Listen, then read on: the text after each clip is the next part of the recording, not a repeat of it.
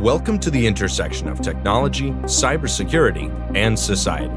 Welcome to ITSP Magazine. You're listening to a new episode of Stories from Space podcast, where your host, Matthew Williams, examines the history of human spaceflight, the breakthroughs that revolutionized our understanding of the universe and our place in it, and the brave individuals who work tirelessly to advance the frontiers of our understanding.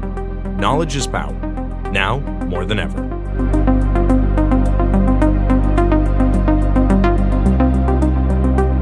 The authors acknowledge that this podcast was recorded on the traditional, unceded lands of the Lekwungen peoples. Hello, and welcome back to Stories from Space. I'm your host, Matt Williams. Today I wanted to depart from our usual programming to talk to you a bit more about one of the most profound and influential visions of space and space exploration that has ever been made, and I'm referring to 2001: A Space Odyssey. The vision that Arthur C. Clarke and Stanley Kubrick came together to create in the form of a film, and which Arthur C. Clarke further detailed in novel form. Both were released in 1968 and have had a very lasting influence. In particular, the film is considered the greatest science fiction movie of all time, or at the very least within the top three. I've consulted several lists as determined by popular votes and opinion polls, and yes, 2001 is consistently at the top, and for very good reason. On the one hand, it presented some, what were considered, even at the time of the making, just very time-honored concepts of how human beings could extend their reach into space and beyond Earth, beyond the moon, to the very edge of the solar system. And these are concepts that had been talked about extensively by the forefathers of rocketry, in particular, Konstantin Tsiolkovsky, which had been elaborated by a number of NASA scientists and NASA studies during the space age, which was right on the verge of peaking there when the movie and book were released in 1968. The moon landing would happen just about a year later. And also the vision that Kubrick and Clarke, with the help of Carl Sagan, which is a detail that is less commonly known about 2001, a vision of extraterrestrial intelligence and possibly humanity's own future, what we would eventually evolve into. They presented a picture of it that was immensely inspired and also very timeless, and put together, all of this added up to a brilliantly hard piece of science fiction. It was grounded in reality, grounded in a lot of theory and, yes, speculation, but which was based in known science or what we knew could be achievable, and just a sufficient amount of imagination and whimsy there about what is truly possible and what could be truly possible given enough time for species development. So yeah, years later, I still love the film. I've read Arthur C. Clarke's novelization of it a few times, and one thing I loved about the two in combination was that Stanley Kubrick is an individual who's known for his very show-don't-tell style of filmmaking. He never likes to reveal things outright. He's more of going to present it through visuals, going to suggest it. Arthur C. Clarke takes a more direct approach in his writing. He is very much the committed scientist and futurist, so when he's sharing his vision, he spells it out, and they're really quite brilliant. And it helped, for me anyway, it helped confirm what the film was trying to say. I came away from it thinking that, I think this is what, those final scenes meant. Clarke explains it in greater detail, and there are some notable differences between the book and the film, even though they were released concurrently, and Clarke himself had a hand in both. Normally, how this works out is the author writes the novel, the studio director, filmmaker, they do the adaptation, and there's changes between the book and the movie. Whereas in this case, it was, these two things are released simultaneously, and one's slightly different from the other. But the book and film are still on the same page where it counts.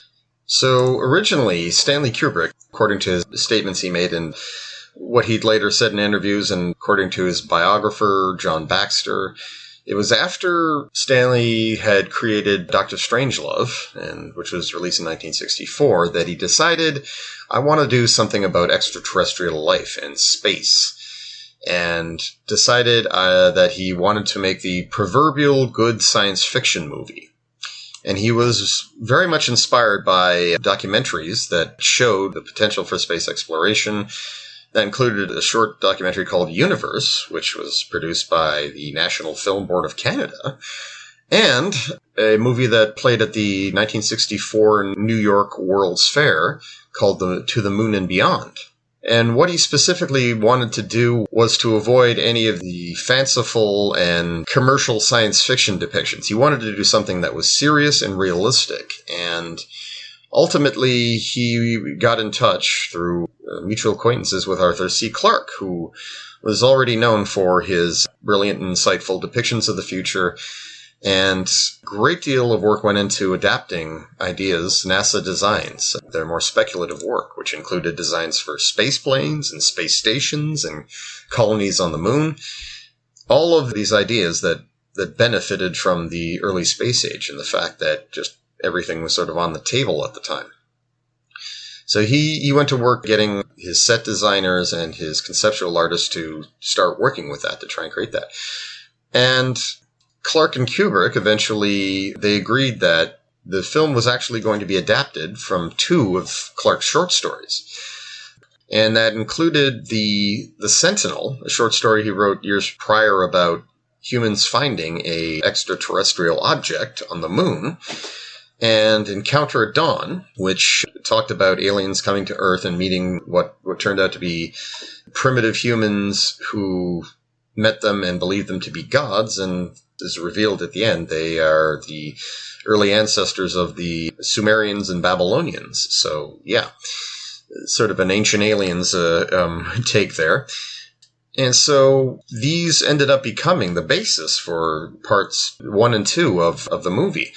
Right, the Encounter at Dawn was the basis of the early section of the film, which is all about the early hominids, the chimps meeting the monolith and learning how to hunt and essentially becoming masters of their environment. Because, yes, as they showed, it's at the time, they weren't doing so well, and they were facing extinction, starvation. And part 2 of the film, which takes place in 1999, that's based on the Sentinel, and the plot there revolves around how on the American sector on the moon, they find a monolith, just identical to the one that visited early hominids.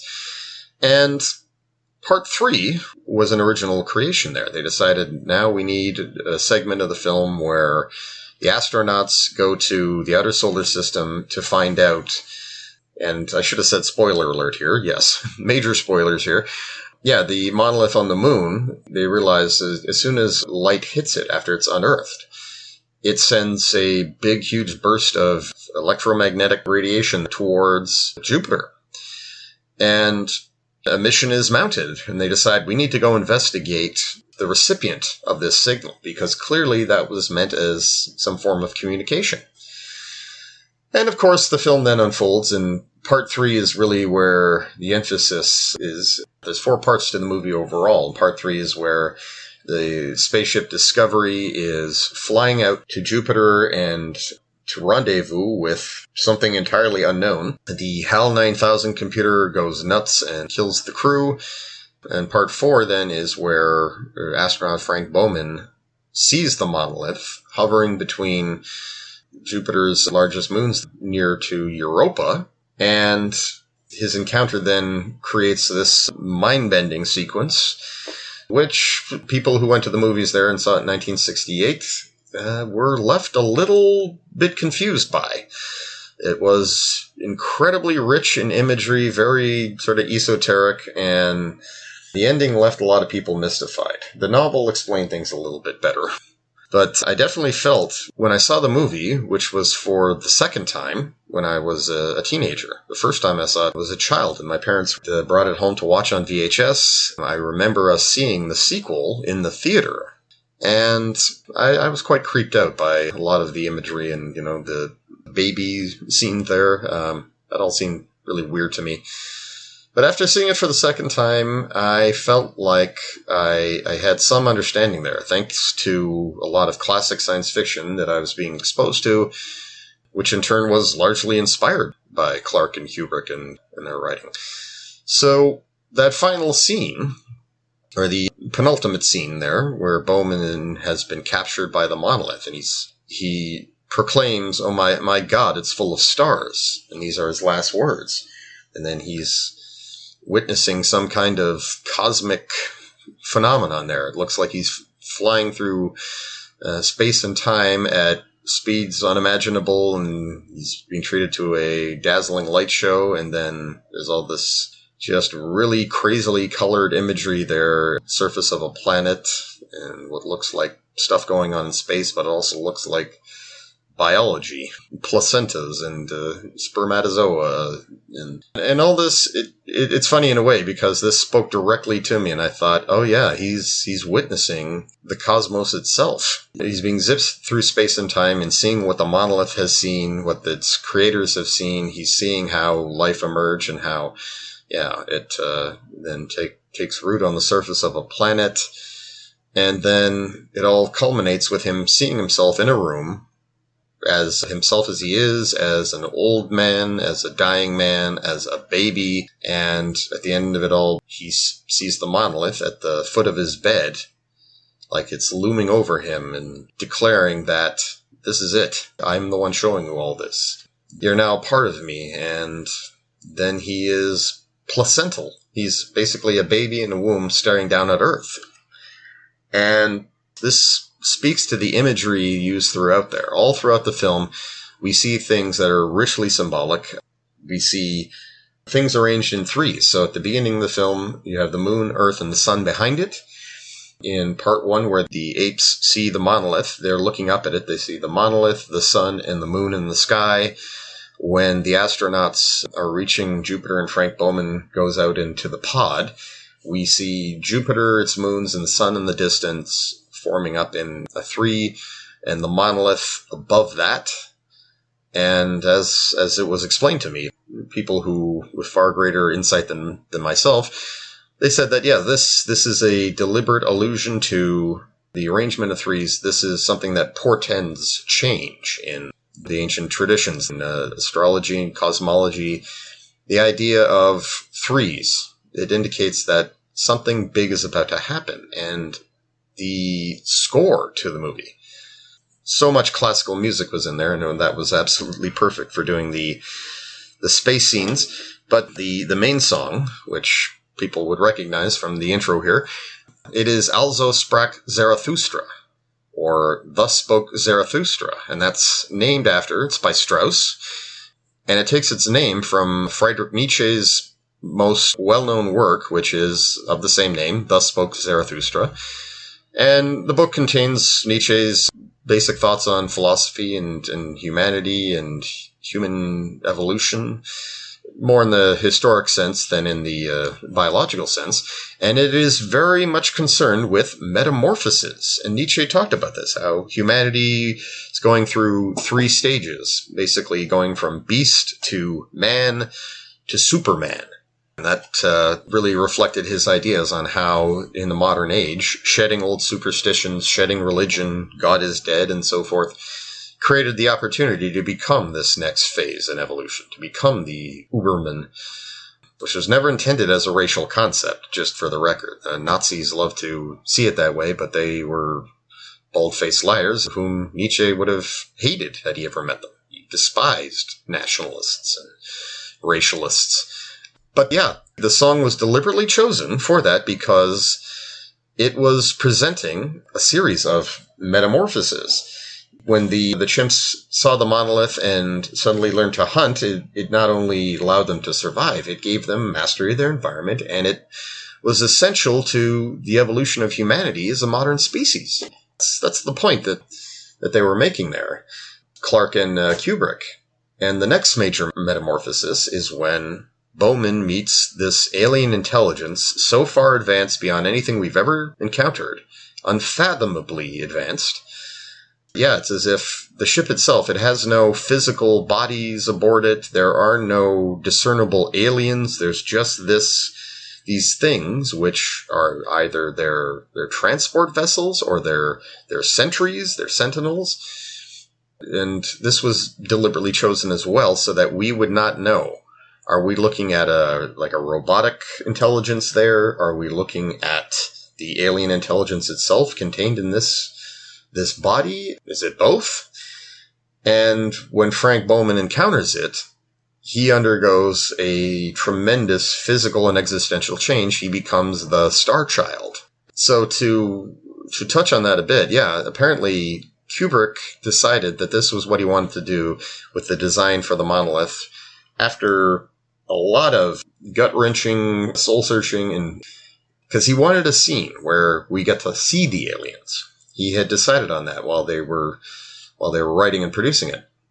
And so he toyed around with different designs for what they would look like, but in the end he was always frustrated because he thought, no matter what I have here, it still looks way too human.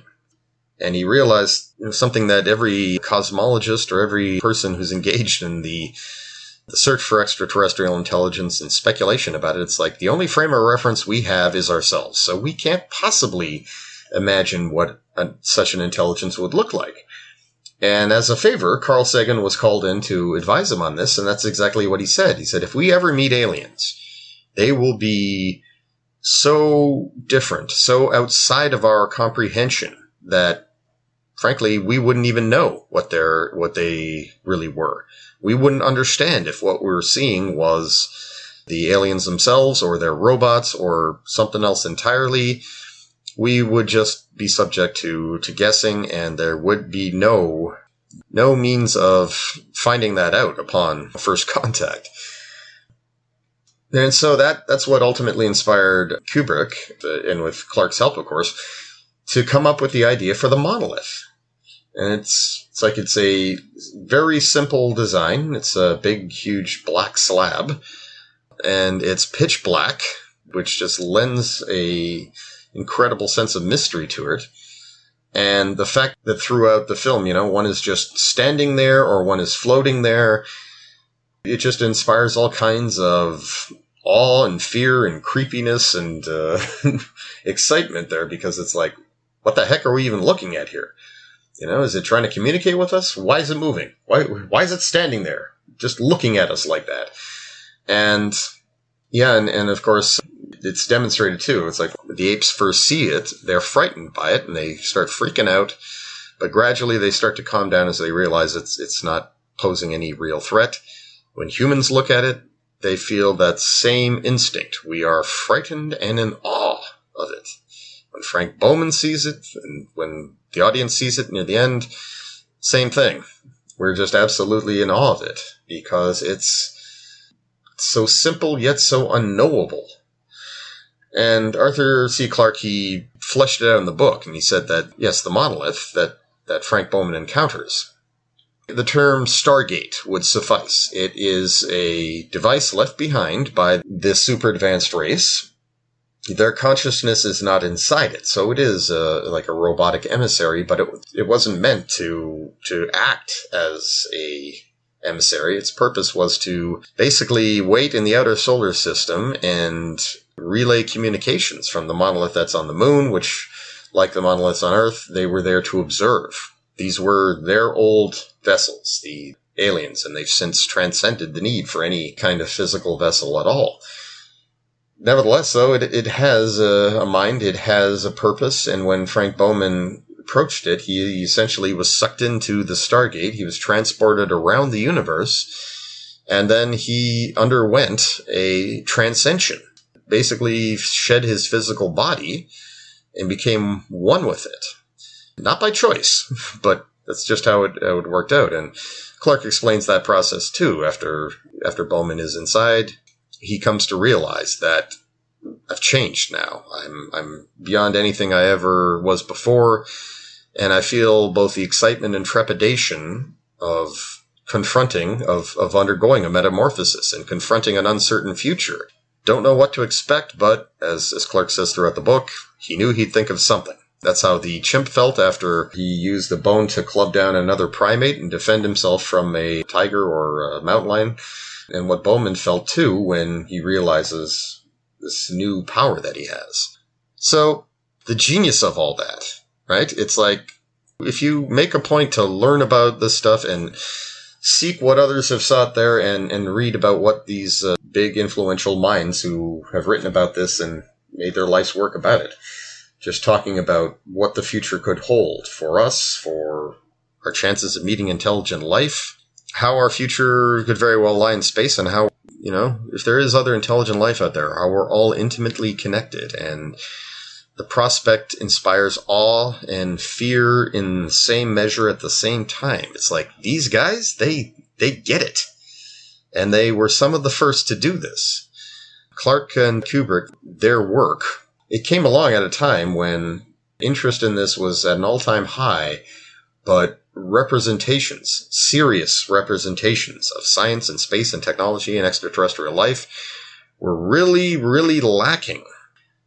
And one had to look. And what they used, what they adapted the film from, right? All the designs and the thought experiments and the search for extraterrestrial intelligence itself, which had really kicked off only less than a decade prior. All of that information that they used to inspire the film was really, prior to the film, it was something restricted to these circles. So, to know about pinwheel stations in space, which Tsiolkovsky had envisioned, to know about space planes, reusable space planes, and to know about just the potential for what an encounter with an extraterrestrial intelligence would be like. You either had to be an aeronautical engineer, most likely working at NASA, or you had to be Dr. Frank Drake or someone working in Project Ozma and the other early SETI experiments. So, 2001, the film, and Arthur C. Clarke's seminal novel, they popularized these things. And so you see these concepts explored extensively in other franchises, other films.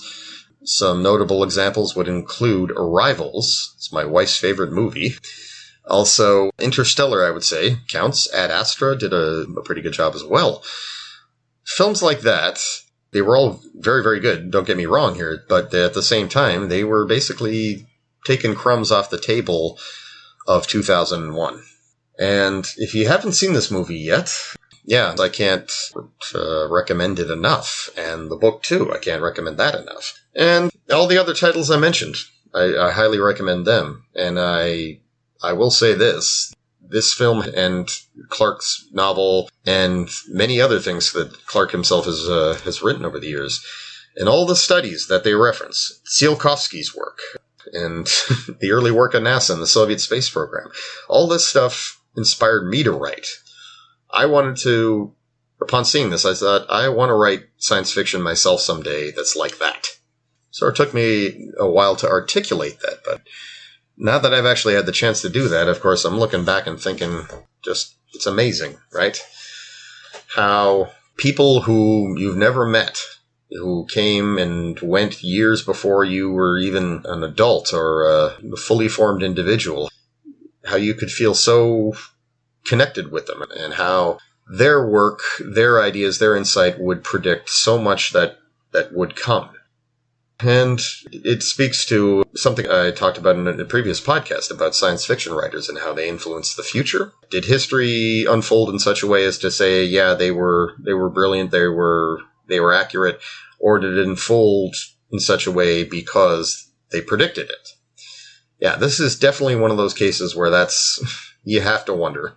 And while I touched on many of those same things about this film and Arthur C. Clarke's own work there in that episode, I absolutely felt that the book and the film, just on their own, merited a full episode for themselves because they were that influential, they were that good, and they are that important to me, certainly. So I hope you enjoyed hearing about them. And I hope you'll join me again very soon. I plan to tackle the other authors I've mentioned, individuals like William Gibson, Neil Stephenson, Kim Stanley Robinson, and others who also predicted a future that certainly did involve spaceflight and also humanity's future in space. In full or in part, their books did touch on that, so I too want to touch on it very much. So thank you for listening, and hope you'll join me again soon. I'm Matt Williams, and this has been Stories from Space.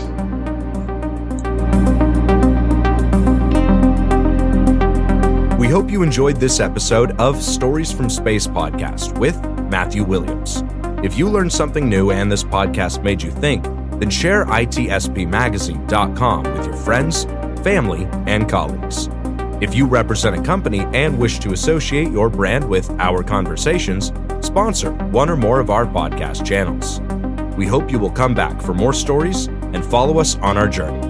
You can always find us at the intersection of technology, cybersecurity, and society.